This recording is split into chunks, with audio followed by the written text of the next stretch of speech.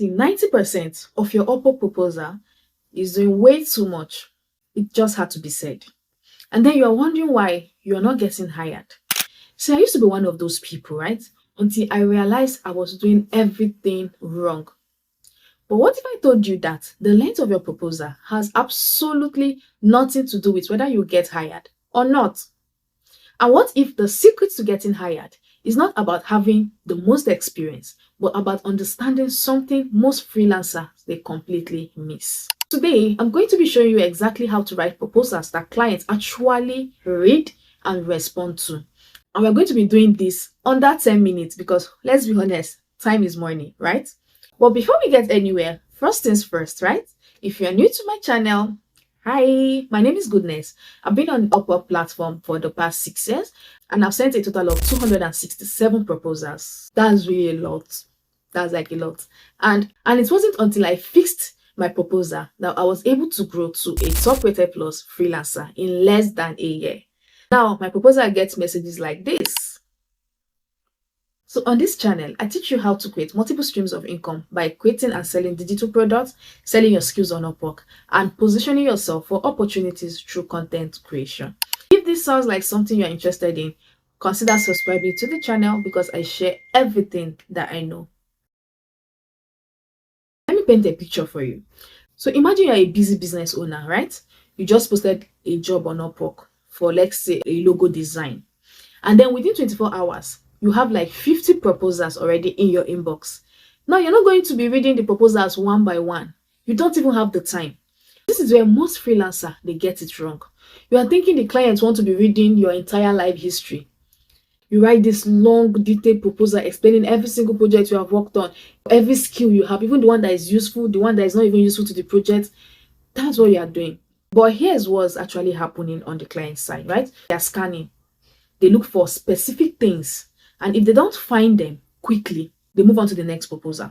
I learned this the hard way when I started tracking my proposal.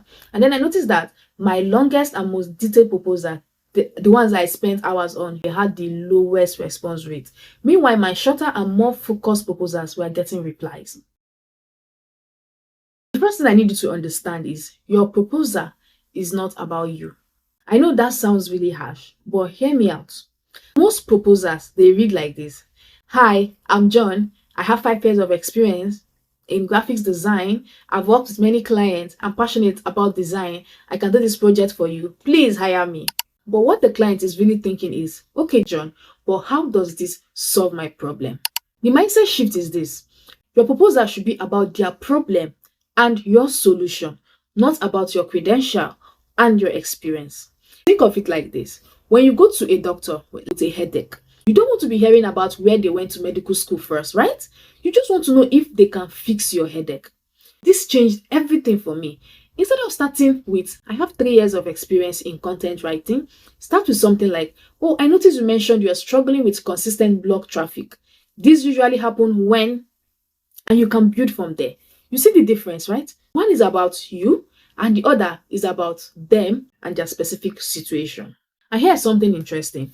When you focus on their problem first, you actually stand out more than someone that is listing 20 different skills. Why? Because you are showing that you actually read and understand their job post, which surprisingly, most people, they don't do.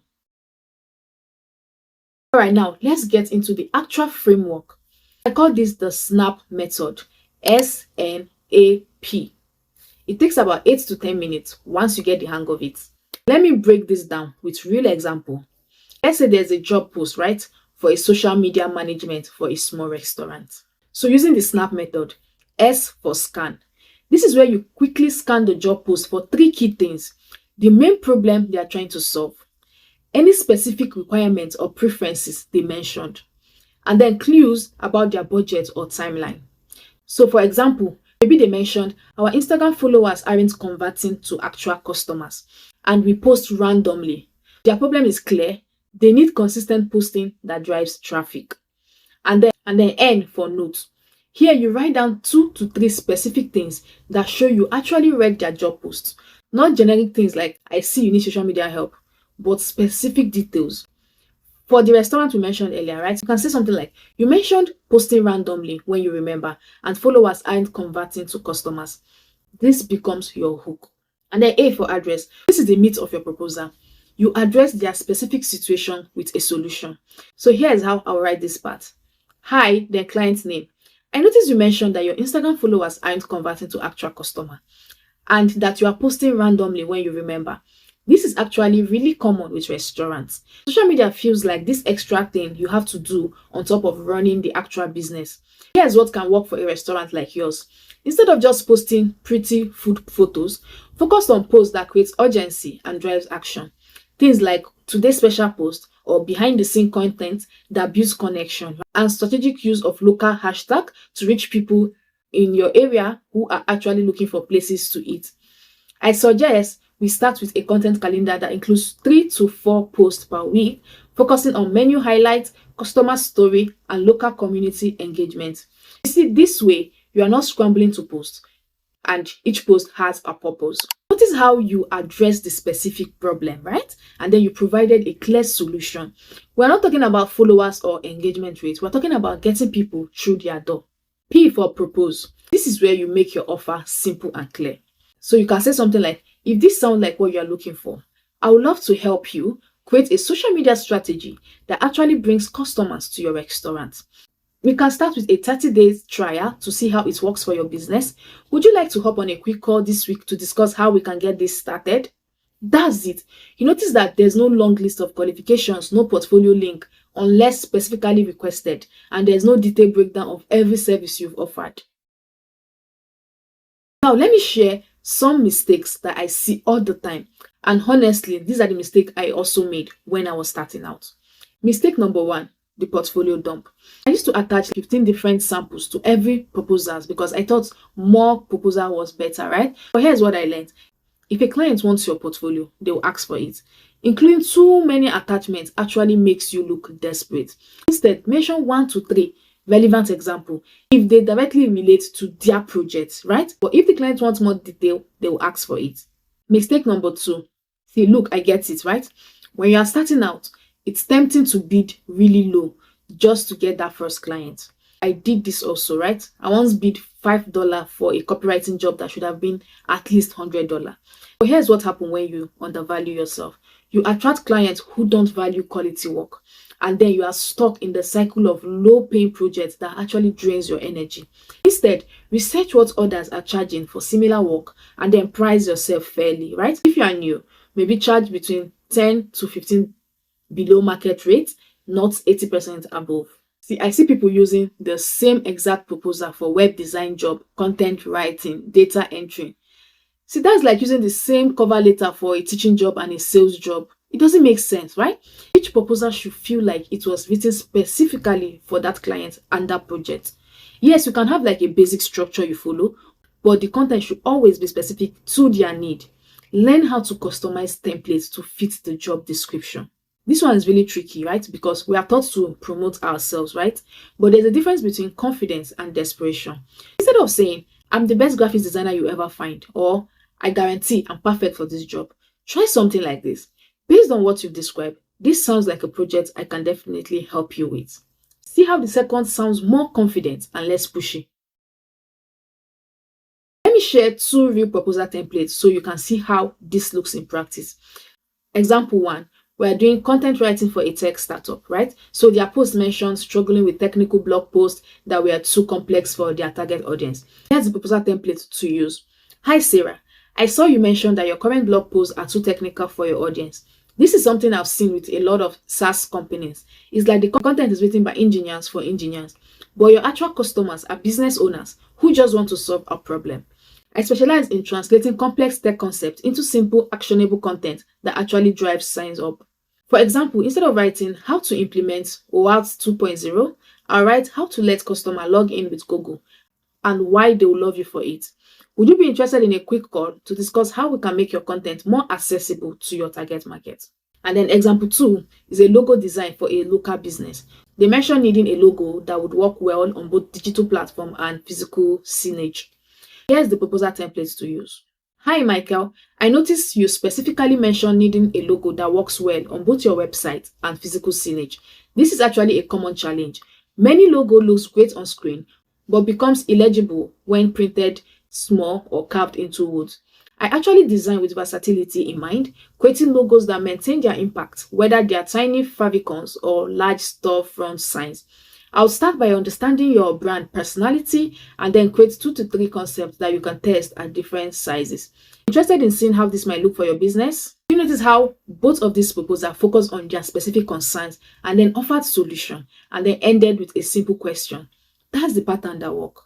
And if you want a simple formula that makes clients actually excited to work with you, then you should get my $20,000 Upwork cover letter template. This is the exact formula I used to land a $20,000 project on Upwork, and it works in any niche, right? It's not just a template, it's a complete client attraction system. Stop wasting time on proposal that gets ignored.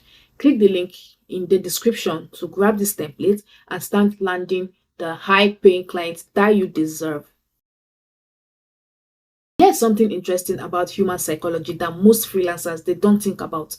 People hire based on emotion and then justify with logic. When a client posts a job, they're usually feeling some kind of frustration or pressure, right? Maybe their current website is not converting visitor, or they're behind on their content calendar, or maybe their logo looks like it was made in PowerPoint 2003. Your proposal should acknowledge their frustration and position you as the solution to their stress, not just their project. This is why starting with their problem works so well, right? So you're essentially saying, I see you and then I understand what you're going through and I can fix it. So this creates an emotional connection before you even talk about your qualification. And here's another thing to note. When you demonstrate that you actually understand your business challenge, you are positioning yourself as a strategic partner, not just a tax doer.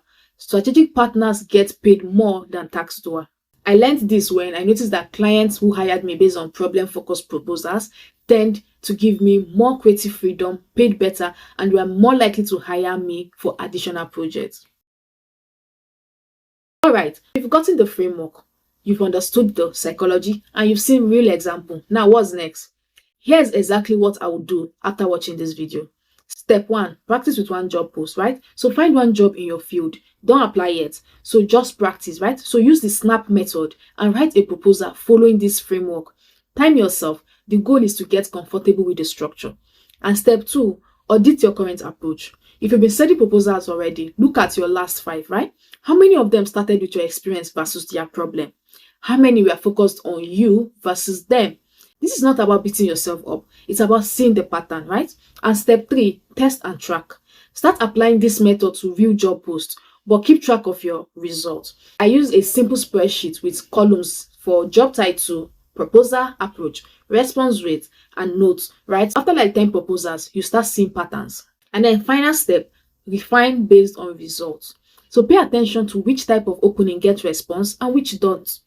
Maybe your industry responds better to more direct language, or maybe they prefer a softer approach. Every field is slightly different, right? But here's something that you need to know, right? Don't expect to get every job you apply for. Your goal is not to impress the client with how much you know. Your goal is to show them that you understand what they are going through, what they need, and how you can deliver it.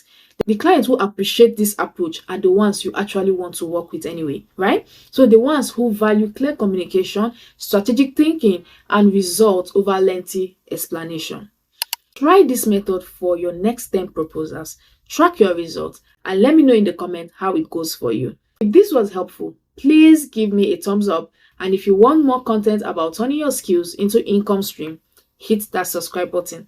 And always remember, your skill is already valuable, right? Sometimes you just need to get better at communicating that value to the right people. So I'll see you in my next video. Take care.